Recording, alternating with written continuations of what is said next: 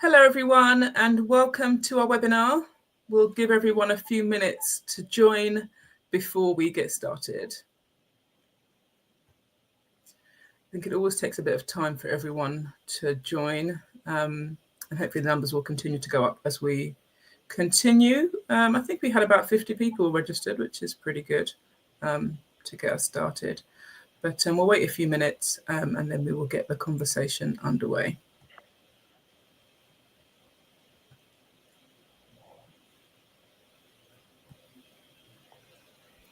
Hello, everyone. If you're just joining, we're just waiting a few more minutes for others to join, and then we'll get started. I'll say at 3 minutes past 12. We'll give everyone 3 minutes to come in and take a seat and get a drink.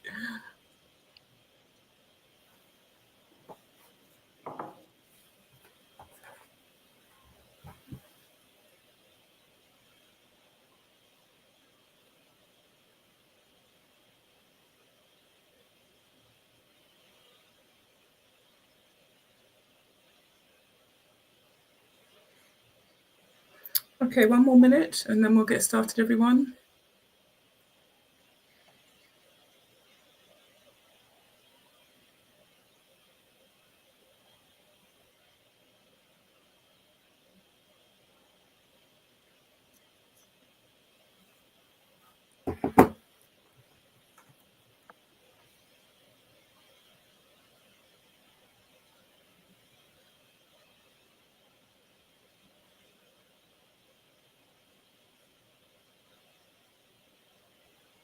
I mean, it does seem so long when you're waiting, doesn't it? It does, especially when you're not good with silences like me. When you have an ADHD brain, silences are like just torture. Okay, well, with that being said, let's get started. So hello, everyone, and welcome to today's webinar, Accelerating Workplace Equity for Women in recognition of International Women's Day, which has taken place this weekend. My name is Atlyn Forde, and I'm thrilled to be hosting this important discussion with these two inspiring women leaders. Today's conversation is all about action. How can we break down barriers, advocate for ourselves, and drive real change when it comes to workplace equity? We'll explore the challenges women continue to face, but more importantly, we'll focus on practical solutions on how both organisations and individuals can take meaningful steps towards equity. This is an interactive session, so we encourage you to share your thoughts and experiences in the chat and to ask questions. Please do introduce yourself and say hello so we know that you're there. We're also going to be doing a live poll midway through, so stay tuned for that and please do take part in it as well. So as I said, I'm delighted to be joined by these two fantastic speakers who will share their experiences and insights today. Zainab Weller is the Head of Strategic and Special Projects at Santander, and Lynn Frost is the Co-Global CEO at Social Element. Thank you both so much for being here today. Thank you for having us. Absolutely. So before we dive into the discussion, I want to highlight some key insights from our new report, Unleashing the Power of Inclusion, Accelerating Workplace Equity for Women. So this report provides real data and recommendations on what needs to change in the workplace. Here are just a few findings that stood out to me. So with regards to bias and discrimination, 70% of the women in our survey reported experiencing discrimination or bias in the workplace due to gender, race, ethnicity, disability, or other protected characteristics. And 61% have faced bullying or harassment related to their identity. And 83% believe their gender or their characteristics have negatively impacted their career advancement. Which is, really sad to see, considering this is a very recent survey. And there's just really some kind of inputs in terms of what people actually said about their experience, that women continue to be underrepresented in senior roles. One respondent noted that microaggressions about my looks, refusal by men to accept me as a leader, constantly questioning my experience and being left out of important conversations, and that can certainly wear you down. Another one with regards to pay and progression, affinity bias and nepotism remain significant obstacles to career mobility. One participant shared that affinity bias and nepotism at an overwhelmingly white male institution, which favours white men. And I guess for anyone who's trying to progress in that environment, it must be extremely difficult. So this report offers a series of recommendations on what organisations and individuals can do to accelerate action on workplace equity. So I encourage you to use the QR code there to download it and read the full report. All right, so let's get into the discussion now that I've shared those bits. So we'll start with some key questions for our speakers, Zainab and Lynn, but do feel free, as I said, to share your perspectives within the chat box there. I'm going to change to this one, I think is better. Brilliant, fantastic. Okay, so the first question is going to go to Lynn. What advice do you have for women who struggle to speak up for promotions, pay rises, or opportunities in the workplace?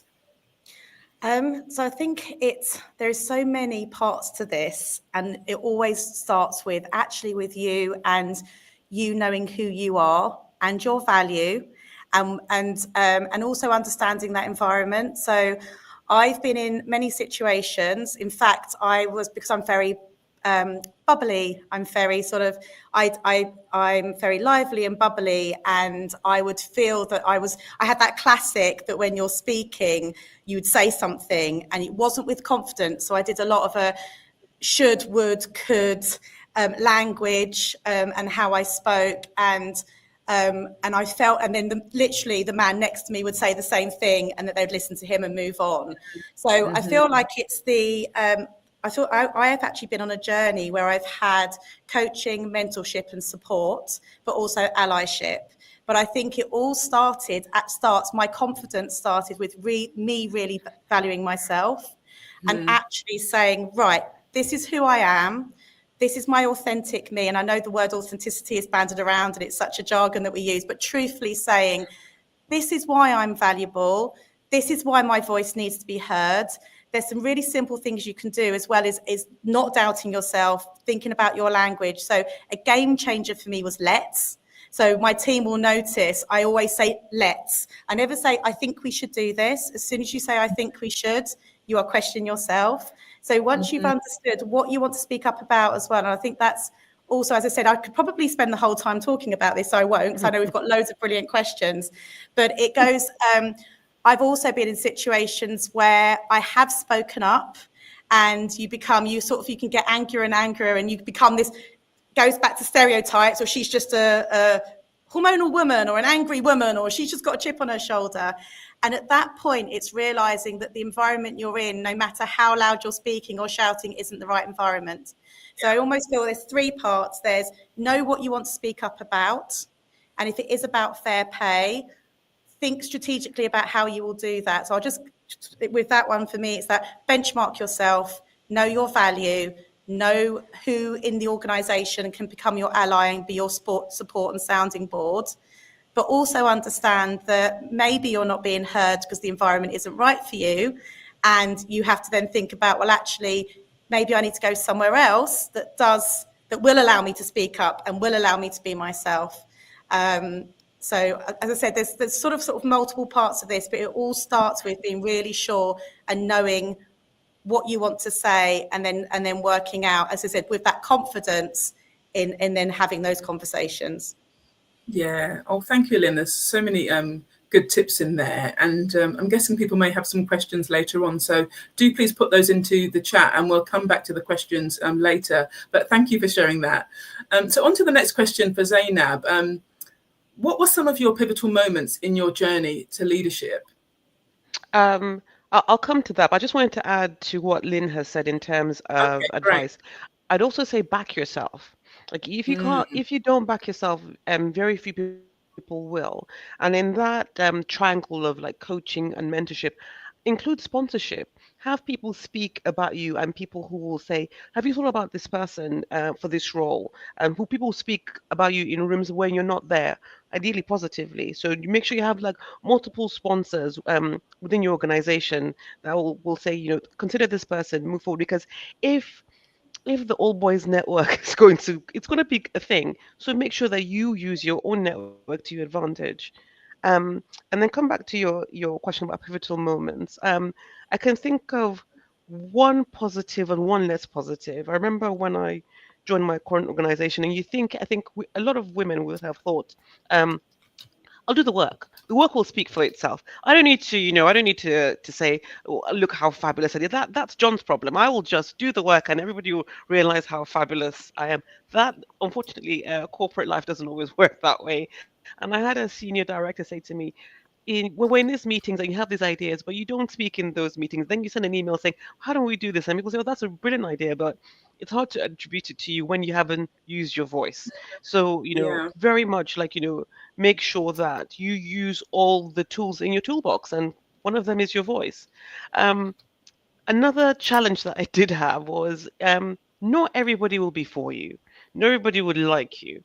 And it's hard not to take things personally when you think you're doing a good job, and you know your value. And I had someone question my value and take it to senior leadership. Luckily, I had very good sponsors who said, "Nah, no, we don't quite agree with you there." But I think it was a shock to my system because, yes, they weren't necessarily my biggest cheerleader, but I thought, okay, this is personal, and it's Mm. hard to take that on board in the workspace. So you're just going to have to make sure that you have a very firm idea of who you are and don't let somebody else's opinion of you color that. So I think for me, one was very positive because it taught me to use my voice to make sure I was not only did I speak out, but I was heard. And then the parallel view was don't take on board other people's issues as to yourselves. Yeah, I think it's a really important point, Zainab, about those things happening and how you handle them. But I just want to Mm, make another note about you said there were others who were your allies that were supporting you and spoke mm, up about you when you were not in the room. And so I mm. guess it is important to have and to find those other people in the organizations that you know are going to have your back in those situations. But if you don't, potentially it would have had a different outcome, maybe, if you didn't have those existing relationships in place. Absolutely. And I think this is why, like Lynn's point about authenticity, because I think at the end of the day, you will have to look yourself in the mirror and do you like that person? Mm, So I try and move through life with some self-awareness about who I am and what matters to me. You know, though we're talking about work and it is important, I also tell people work is just work. Like, I'm not going to be on my deathbed and go, "Oh, I killed that presentation in that meeting." Like, that's not what I want to be remembered for. But so, it's very important to me how people come away from interacting with me. So I try to be a good person, and we're not going to swear on this, Atlyn. So okay. you like We did don't that be a yesterday. yeah, don't be a problematic person. That's my polite way of putting it. A And so, polite way of putting a it. very polite way of putting it. So I think, like, if you try not to be a problematic person, people can speak and back you up. So I think those allies are very important, but that also comes with knowing that people value and respect you. Yeah. Yes, indeed. Thank I you. was Go just ahead, Lynn. What about actually you? going to jump in. Well, I was actually going to jump in. I have a live example of where so I actually got asked to, so we had a very senior meeting and I was there as a director and I was next to the founder and he asked me to go and get the tea. And I Ooh. had a moment and I was like, what do I do here? And my instinct, because I am emotional, as I said, so my instinct was sort of to either say like, how dare you in the room or show that person up. But I didn't. I just politely got the tea, but then I smashed it in that meeting. So I didn't let that affect me and I let my work shine through. I Mm, then they asked for me to run the project and I went, so my work shone through. But there was that moment where, as I said, when people behave badly, it's trying to actually match them with it's almost trying to like, they are not going to stop you. They are not going to distract you. You are going to let whatever you're doing shine through. And it was mm, always going back to that being unapologetically you. So, and what I've been saying, so I've got a daughter, I've got a 15-year-old daughter, and I'm like, don't wait until you're 40. So I'm 45 now. And at 40, you have this moment of going, I am this person. These are my strengths. These are the things I'm not so good at, but I'm not going to change them now. So I'm going to find situations where I get to play to my strengths and mhm. other people can come and support me with my weaknesses, or I build an amazing team around me. So it's just around that, knowing who you are so that you can also then enable other people to be themselves too, and also your circumstances change. So Mhm. my value exchange, I talk a lot about value exchange, but there are certain reasons you're in certain situations because that is, you have to be in those situations because you need something. That then changes. So it's just making sure you know exactly what you're getting out of the situation. But also, as I said, when people will behave badly, we're not going to stop. We can't control other people, but we can control how we respond to situations. Exactly. Brilliant advice. Thank you for that. So this discussion is also about women in leadership, and I'd like to ask you, I guess, Lynn first. What can organisations do to ensure that more women are represented at the top of organisations? Now, there are some like yours that do have, lots of women represented in leadership positions, but I guess the norm is to have less representation from women in leadership. So, what can organisations do to kind of have more equity in those spaces? So, as sort of Atlyn mentioned, I'm incredibly lucky. Well, it shouldn't be an incredibly lucky thing. I shouldn't even have to say I'm incredibly lucky. The Social Element was founded by Tamara Littleton. She is and actually that's my advice. It's how we were founded on. So we're an all-female board and exec team, but then we have to question ourselves and go, is that very inclusive? So for us, it's about fostering an environment where everybody can thrive in their own way.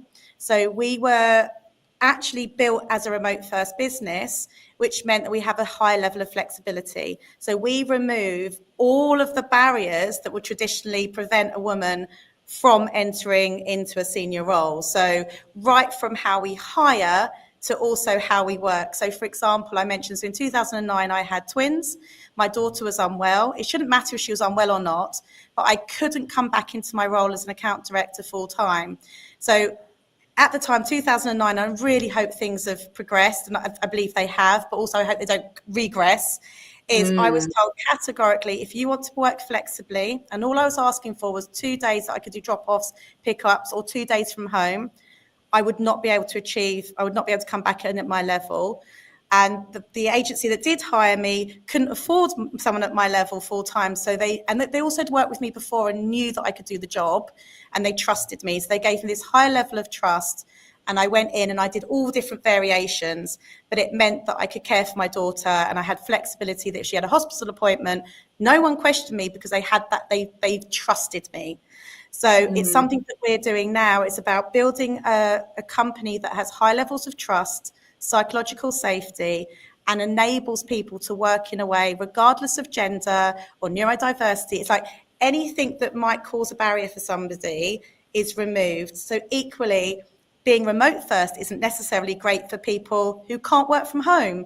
So it's about enabling a level of flexibility that person can truly define how they're going to thrive, and the environment that's going to enable them to not see, as I always say, that I've never seen a ceiling above me, but I have questioned if I want to be in an aggressive boardroom, because it doesn't suit who I am and it will really affect my mental health. I could not battle every day in a very corporate environment where I didn't have the flexibility to be able to care for my children if I wanted to, or not sit at a desk.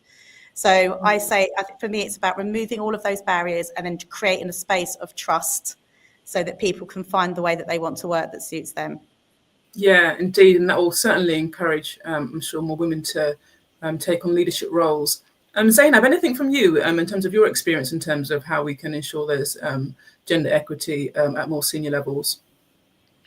I have been the only in lots of meetings, either from a gender or race perspective, and it's quite interesting in terms of the perspectives that are often shared in these meetings, because it is very much an echo chamber. And study upon study shows the more varied your workforce or senior leadership team is, the more profitable you are. So I tell people that it's not about doing it to be woke, which and I do love that word, by the way, or to think you're going to get heaven. If you just want to do it just because you want more money and a bigger bonus, that is a good thing to do. Just do it for for that reason alone, that you'll get different perspectives, you'll get different strategies, you will just make more money. So don't even do it because you feel like, oh God, it's being PC gone mad. it is more profitable. It is a more profitable thing to do. So I think for me, I just that's the mindset I try to encourage people. And I think for some Mhm. people, they think, the broader perspective that you have, you feel like you're losing something, that your slice of the cake is going to get smaller. I said, no, what you're trying to do is make the cake bigger, so everybody gets Yeah, a bigger slice. It's not a negative. It's not someone trying to take anything away from me. I think people think when we talk about gender parity or race, they think that it just means they get less of the pie. It is really not that. So I think that's the mindset I try to encourage people to have.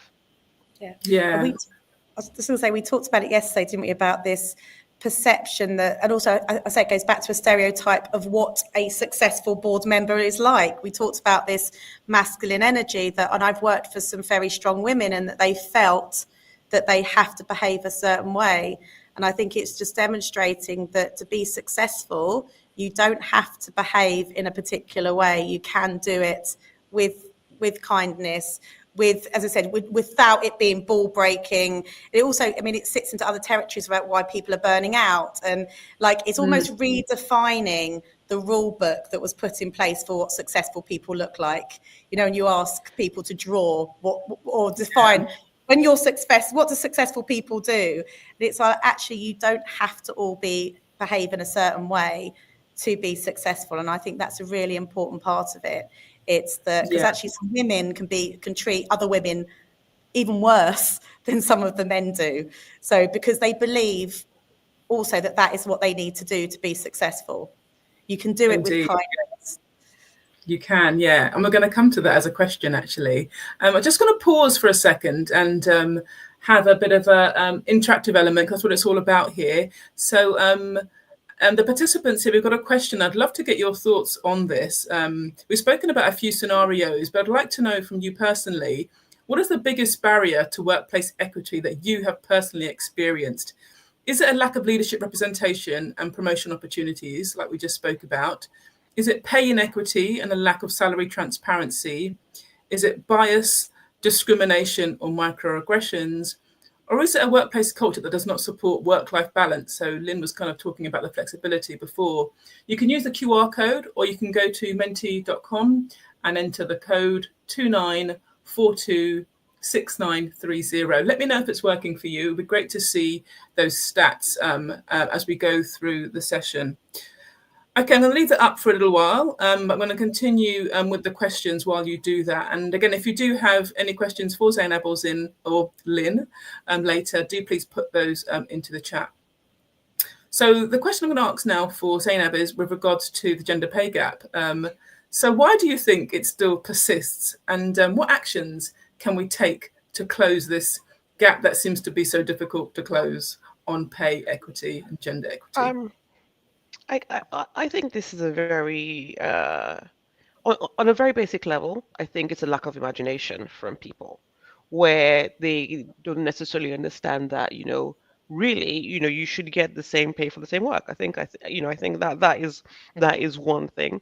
And I think also historically women have lowballed themselves in terms of what their salary expectations are. I think there's often this gratitude, like, you let me in the room and I'm just happy to be here. No, you should you should really ask for what you believe you are worth and what is the market rate.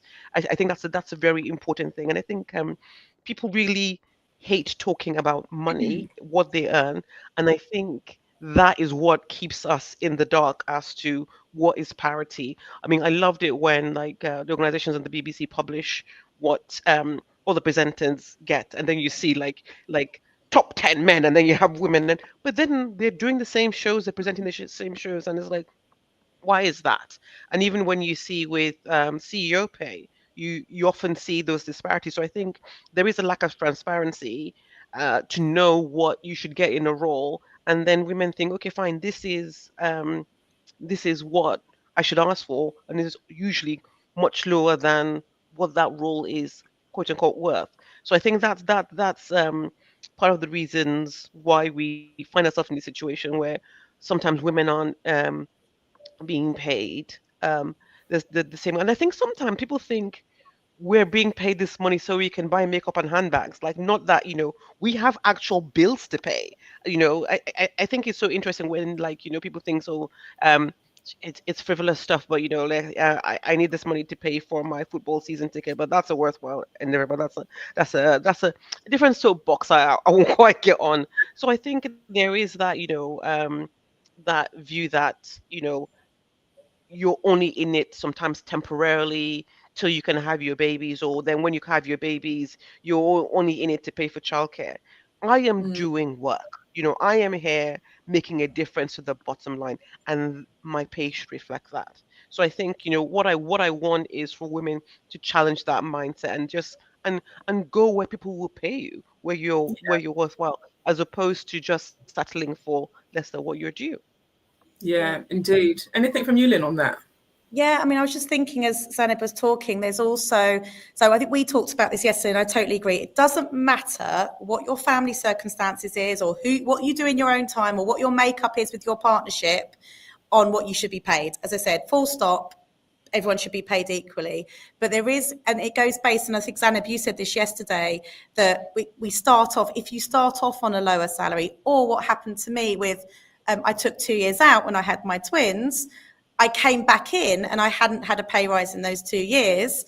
And then they're saying to you, well, what are you on? So it's that age old basing your salary for your role based on what you were on previously. And I think the reason why the gap continues often is because if a woman has taken a gap out in their careers, they will then immediately, so I think, as you said, there's confidence to ask what you're worth, knowing your value, and I think benchmarking in the industry, there are surveys that are widely available, so it's like, do your research. And I think as an industry or industries, whichever industry you're in, there is a job on those bodies to make sure that those salaries are represented at the same level. But then also for women that have had to take a gap out, that you are not basing what you pay them based on when they took that gap. So we've employed people recently that haven't worked for 20 years because they Wow. made that choice to be the carer, or they've let their husband's career flourish. I think you need to make in an ideal world, in a partnership, and not everyone has this, you have to make an agreement. And I know there's an amazing lady that I know, two amazing CEOs who have openly said, I could not do my role unless I'd made that agreement with my partner that we want to have a family, so one of us is going to have to sacrifice our career for a period of time.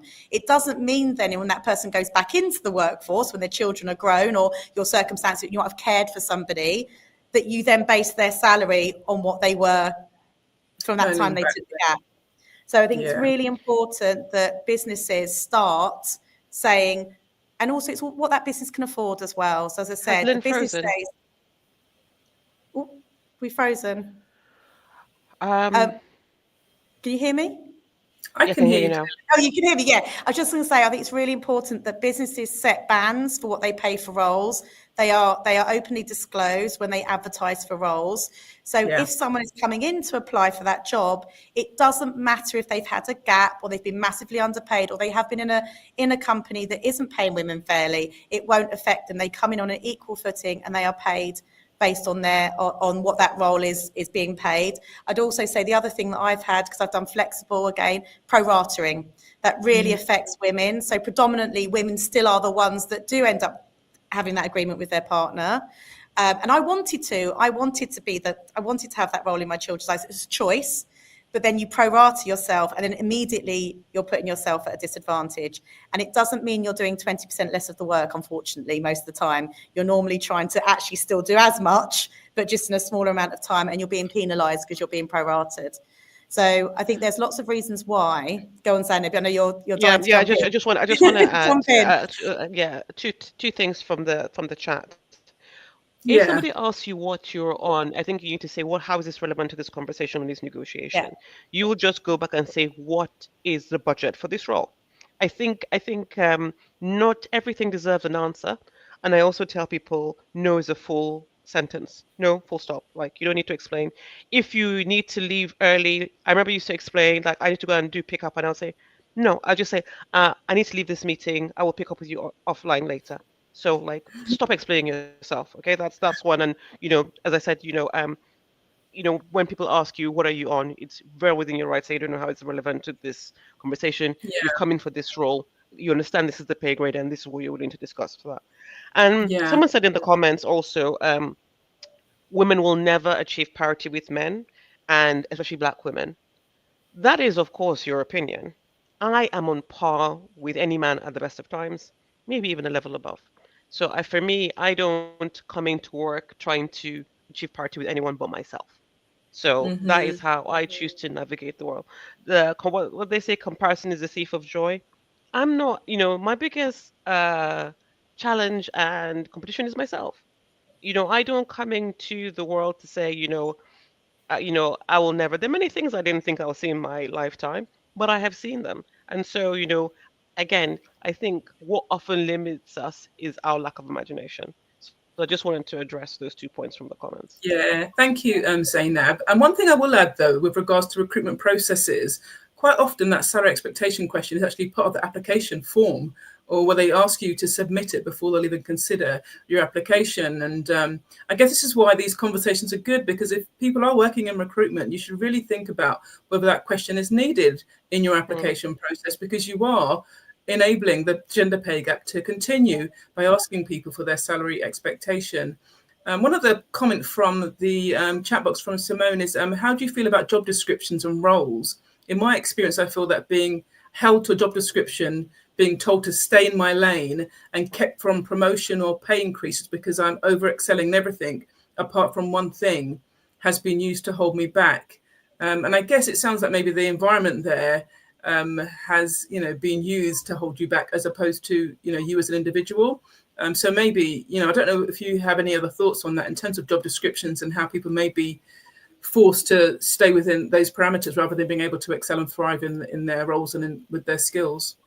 I mean, just jumping in, I would say the job description is up, it's on both sides. So you can define the job description as well. So you don't need to, so I would just, I suppose that's quite a specific example, but you can challenge the job description, number one, and you can define that job description. You don't have to take what's existing. I think I sort of opened at the beginning, and I know we've talked about this, is we said know your value, but also make sure that you're in the right environment. There's a great Mm, story about somebody that had a really precious watch and he took it to one shop and they said it was worth nothing, we'll give you £10. And then they went to another mm, shop and they said this is priceless. So I mm, would say look at that job description, know what is needed, help define it if there needs to be a bit of education on their part. And then also, but if you're in an environment where because I've been in situations where they're going, basically they're not going to promote you because they're just not valuing you. They're not seeing what you're bringing to the table. And you have to make that decision that you say, well, I'm going to go elsewhere and I'm going to stop giving you my value and I'm going to go elsewhere and find somewhere that they will value me. So it's a real self-awareness piece. And then also sometimes I could say, do you know what, you're right. Help me with that. If there is one mm, thing that they're using it as an excuse, then say, okay, fine, help me with that. How are you going to enable me to achieve that? That's on the mm, employer as well to yeah, make sure. But as I said, job descriptions aren't one way. So yeah. I say it's for you to help define and make sure that and also it fits what they're asking you to do because often there's a big gap there as well. So they're not Hmm. actually realistic. Yeah, And I'm brilliant. going to Thank you. add to that, Go ahead. Yeah. if I may, in terms of job description. So some people will say this is your job description, and they will use it as a way when it comes to your end of year review. And I always tell people your end of year review should not be a surprise to you. You and your line manager should be on par in terms of like when it comes, you can't be thinking I had a great year and your boss thinks you didn't have a good year. That cannot be the outcome from your end of year. You should have you'd have that expectation. If you believe that you are performing above your job description, and people often are, document, make sure it's very clear that this is what you've asked me to do, and I've done this and I've done this. But also make sure it's within your sphere of influence. It's not like I have gone to help this department that has nothing to do with me, just Yeah. off my own back. No. Try and make sure at least it is in the sphere of um of your work to demonstrate that you are operating at a higher level. Because I'll tell you what, like we often do so much more than what we're expected to do. So I think make sure that you have that clarity in terms of these are all the wonderful things I've done as part of my job. Because sometimes people will use your job description to say, well, these were my expectations, and you haven't met them. So Yeah. it can be used to hold you into a small box, but you can also use it to expand the box. Say, well, can you? This is my job description, but you see, I've done this, I've done this. Heck, I've done even things in your job description. So I think if you are in an organization that is a bit negative, use that as as something that you can demonstrate your capacity. And if you're in an organization that really, there are some shortcomings, also maybe use the feedback. Like, Lynn and I were talking about this yesterday. Like, maybe the problem is you. You need to be self-aware. You should ask for feedback. If anybody gives you feedback that just says you're amazing, this is not good feedback. I always tell people, you do this really well. You don't do this, and you in your job you need to do this, and these are things that you need to develop, like very much in an agile.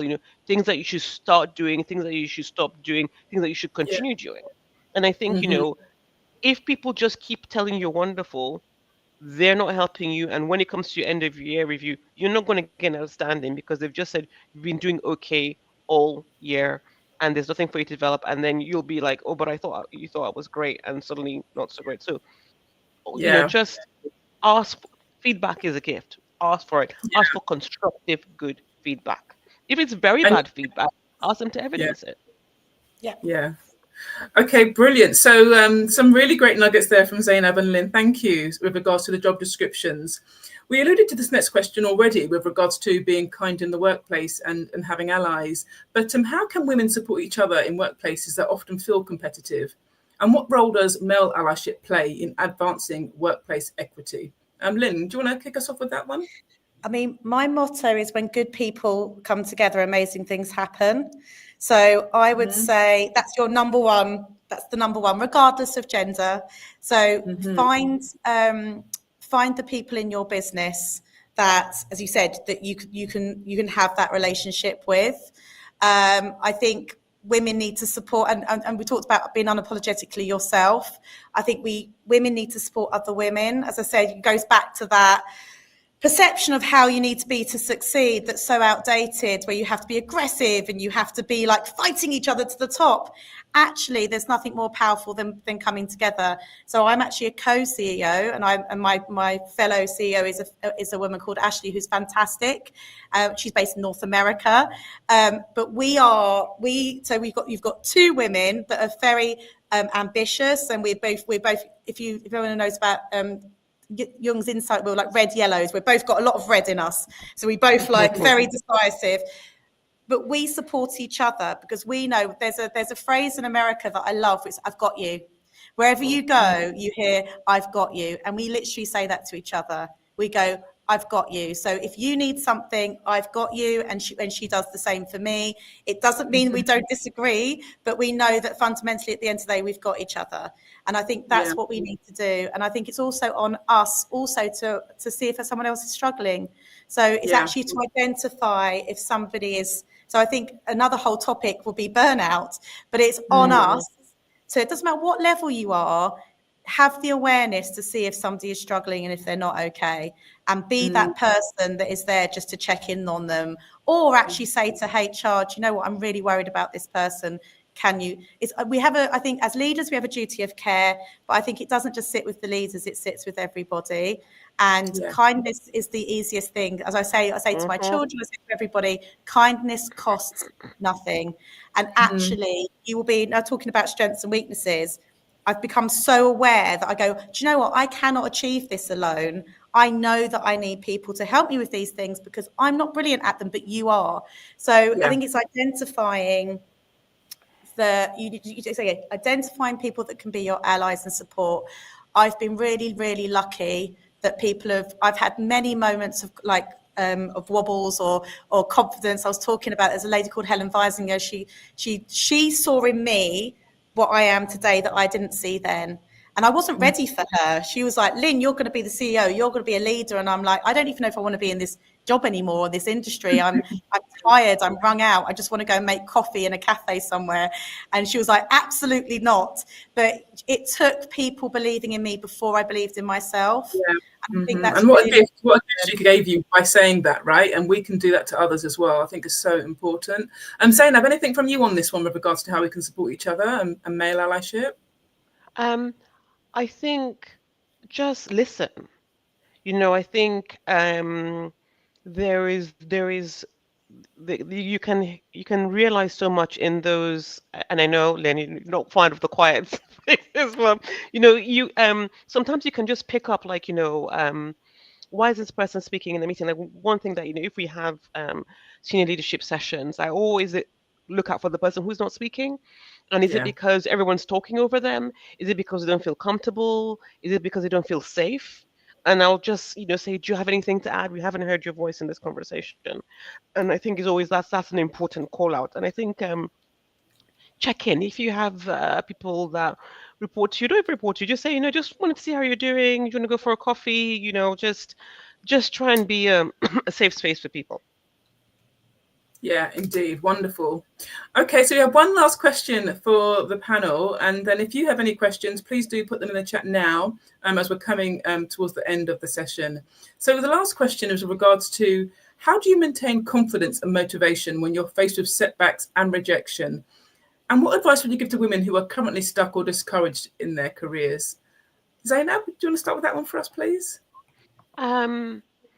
Keep going. Like, there are days that I will just want to stay under the duvet. Like, I tell people I'm an extroverted introvert, so I don't get energy from people. Like, when I get home today, Alan, I'm gonna be in that duvet so quick. I'm gonna say, no one talk to me. Mommy needs time to recharge her social battery. And it's taken years for me to realize this. And so it's very much coming to self-care. I remember having a conversation once with someone, and she said, be kind to yourself. And that blew my brain. I was like, what do you mean? What does this mean? And I just realized that I was doing a lot of things that weren't either of value to me or detriment to me, not taking time to pause, exercise, eat healthy. So I have, some like heartbreaks, the things I just don't do. There are things I just say no to. I say no a lot more now. And it's just so that I Yeah. can say yes later. So I think very much is like, recognize that. Don't just keep going. Women can just keep going. No, sometimes just chill. Say no. Those weekends where you have nothing planned, please don't fill it with housework. Please don't fill it with laundry. Like, just do nothing. Watch TV. Guilty pleasures don't exist in my book. You like it, just do it. And another thing, sometimes we're also our biggest critic. And something that I try to use as a mantra, personally and professionally, is it true? Is it kind? Is it necessary?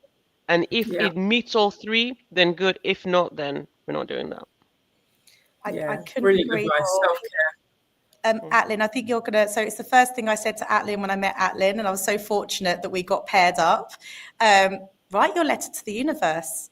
So and I think every single person that's met me since I started writing this letter, I tell them about this. The trick to this letter, and it helps with this situation, because you write a letter to the universe as though it's everything you're writing has happened and everything in that letter is true. Now, I use that letter to set, so also it makes you make decisions. So in that letter can be about the environment that I'm working in, who I am in that environment, and you can't control other people's actions, but you can control what you want in your life.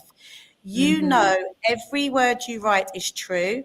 You are then sending this huge positive magnet out into the world, and you bring it back to you.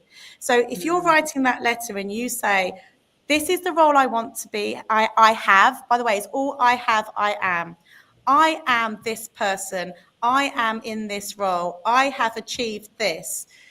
It will soon help you set your priorities of what you want and what you're seeking and what you're looking for, and knowing, and then you can almost, believe me, it works magic. When you practice it, when you write it down and you believe that by the power of setting those intentions, they will happen, they will happen. They do. When it happens, works. it's amazing. Yeah, I definitely advocate for that too, and to be clear about what you want. write it down, think positively about it. It will certainly happen. I know it can be hard to think that when you're, in an issue or facing challenges, but just have the belief, and it will happen.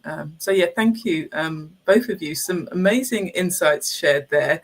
I'm just going to wrap up and share some additional resources for anyone that needs, more support or wants to watch the recording. We have our website, communicateinclusively.com. Please do check it out. This is the QR code for that report again. So if you do want to have a look at it, Unleashing the Power of Inclusion to Accelerate Workplace Equity for Women, with lots of insights and recommendations, many of which were shared today, please do download that and continue the conversation. Talk to your colleagues, advocate for policies that promote inclusion, support each other in the workplace, be kind, have empathy for each other, and stay connected. Do please reach out to, Zainab, Lynn, and myself on LinkedIn. We're very active on there, and it'd be great to kind of hear from you and hear your thoughts. But together we can accelerate action towards real workplace equity. But thank you all for joining, and I hope you found it beneficial. I certainly did. I'm so grateful to Lynn and Zainab for taking out time of their busy days to share so many insights and helpful recommendations. So thank you both for being here with us today. But enjoy your afternoon, everyone, and take care. That's the end of the webinar. Thank you. Bye. Thank you.